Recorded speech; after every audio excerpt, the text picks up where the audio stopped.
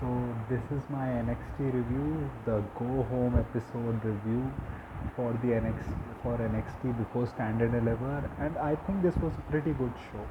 I missed probably the first half hour where things related to some things happened like the Julia video package and the Jordan Grace video package. I missed that, but I think overall the show was good, especially the things that I was really surprised, which was that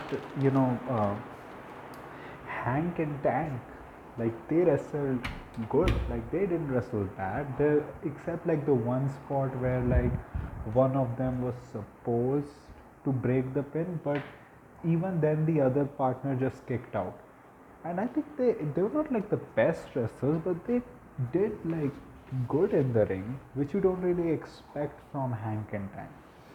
Another thing I would say that it would make sense story wise if Hank and Tank beat Fraxium, because this Hank and Tank storyline has been going on for a while. I think more than a month. Like it's been going on for a while. This various tag teams showing up, giving them advice, them losing. I think almost every match they did. I think this is the match that they have won, like this gauntlet match. Apart from that, I don't think they have won a match. And it also looks like they're trying to run like a dissension angle between Inamura and Briggs. I like them as a tag team. It's just that I think the only question is that Inamura is such a good wrestler, but if you have him become a singles wrestler, like what is his character? What would he do? So I think that's the only like drawback from Inamura that you can get, because otherwise like him being with Briggs, like them being like the odd couple that kind of likes each other because they both really admire each other is really good. Apart from them, I really like the Jada Parker video package. It's just that she does have to work on her like facial expressions a little bit, because even when she said like emotional stuff in her promo, her eyes, her face, like expressions were just the same. It felt like she was not really putting like all of her like facials into it, which she should have. I really liked how Stephanie Walker was shown like she went to Chile with her family, representing a community, and you can see like this has been like record time. Like she became double champion. Like she had her dad hold up like replica versions of her belts, and also this shows like she kind of made the right choice going into WWE. I think even WWE didn't think that she would get so popular. Their girl was Julia. Like Stephanie was the one that was supposed to win the North American Championship, but it was Julia who won the NXT Women's Championship, and then Stephanie became double champ. And I don't think Julia had that much of an issue in her knees if she just came back like in a month. Maybe she had like a niggle or something, but even if you have a niggle, like taking 1 month off is nothing. Like they didn't have a pay-per-view in between, like after Stephanie beat Julia for the title, so it didn't really make sense. Though I like heel Julia a lot. It feels like she actually has a lot of character now. I I feel like this fatal four way, like all of them have like laid out their motivations about what all, from where they have come, what are their motivations, and like the dynamics between all the uh, that they have with the other three in the match. And I think they did it really well on this episode. Like this NXT Go Home episode was much better than the Raw we got. Like Raw was not bad, but it was not a go home show for freaking WrestleMania. Apart from like the Roman Seth and Punk segment. And also like I missed the number one contenders North American like men's championship match, which Ethan Page won, then Ricky Sainz attacked him. This is going to be like a good match. I do think this is probably going to be a larger feud. I do think this is going to go beyond like just one pay-per-view. Of course, Ricky is going to beat Ethan at Stand and Deliver. I just think that this feud will go on longer, because they do not really have that much talent in their like men's roster. Like you can see all the talent that they had available, they put them in this match. They put them in this match. I think Jeff Cobb coming into WWE would help them, like especially that North American title division that needs someone like a Jeff Cobb, because the thing is Jeff Cobb's best years are, have have gone, and he's not really like, he's not someone who you can just like someone mentioned on Twitter also, that he's not someone that you can just show video packages and then you just debut him and people will just like him based on his matches, because you have guys like him who are actually bigger than him, so you actually have to give him some character, have to put him with someone maybe as a guard or something and do stuff. But right now I think more than the main roster, the NXT division needs him much more, and I hope he goes there.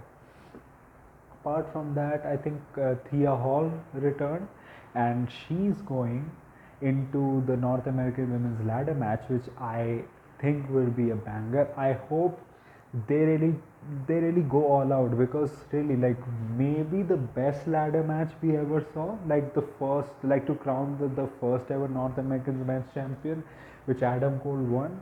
Like I hope they would try that, we will beat that match, because they can, and it's the only ladder match on WrestleMania weekend, because WWE on WrestleMania just has like one stipulation match, which is the Drew versus Damian Sin City Street fight.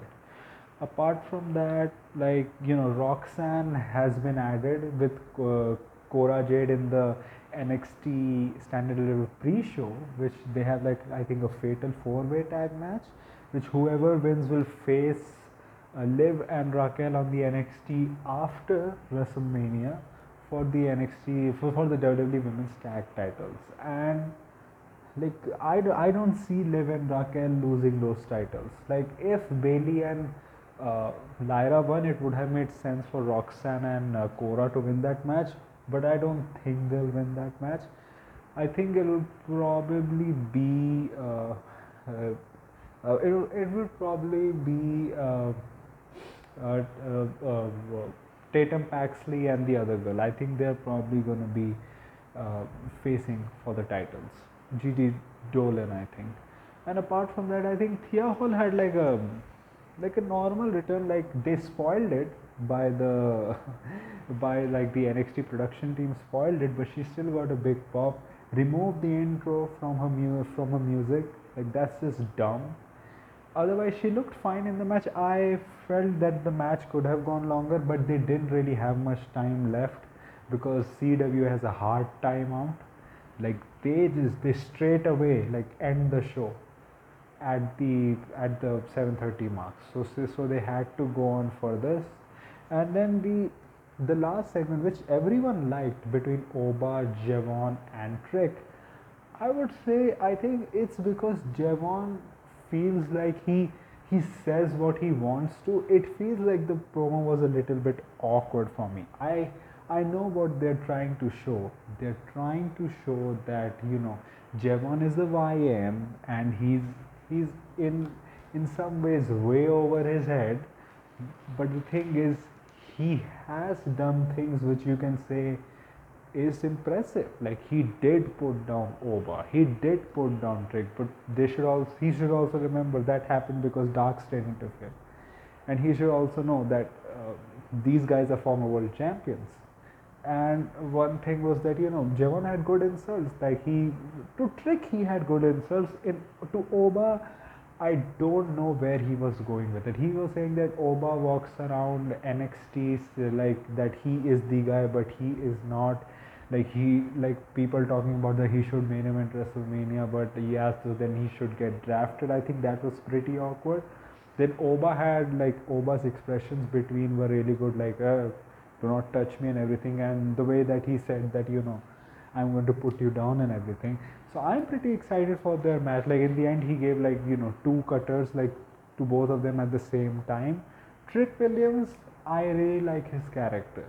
It's just that I do get it. Like Trick Williams is kind of like Javon Evans said, like a whiny baby. Like he for like the past 2-3 months, the only thing he has done is whine that he deserves a match against Obafemi, despite him losing to Eddie Thorpe. Like I think he lost to Eddie Thorpe like clean.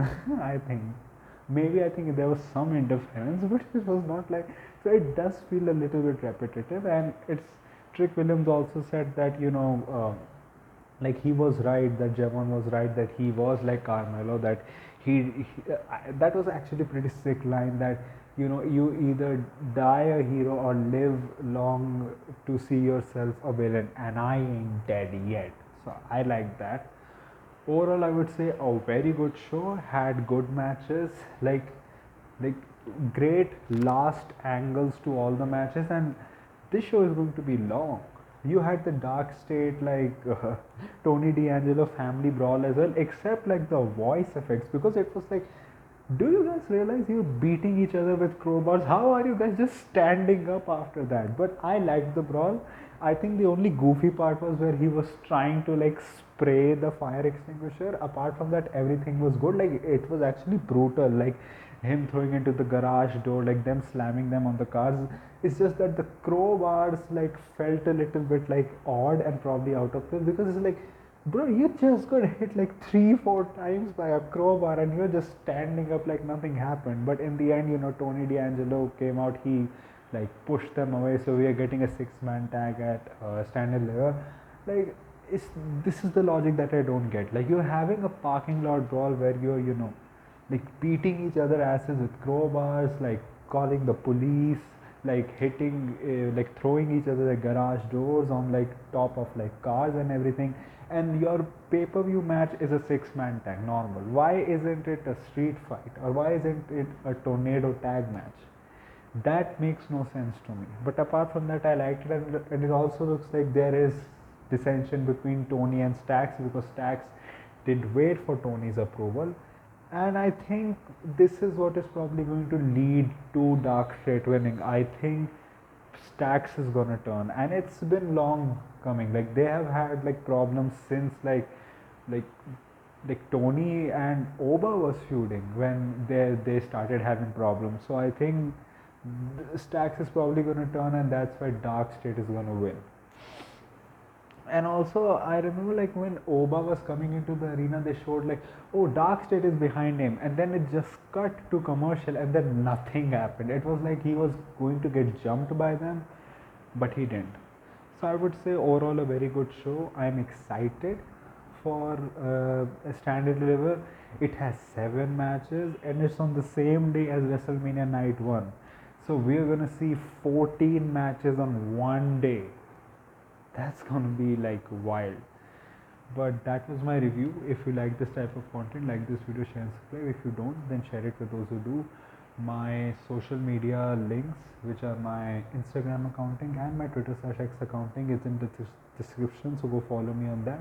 My UPI ID, which is shabwa@OKICSI, its link is in the comment too, so go donate any amount of money which can help me make YouTube a permanent career option. So that was it for me for right now. So thank you, goodbye, alvida.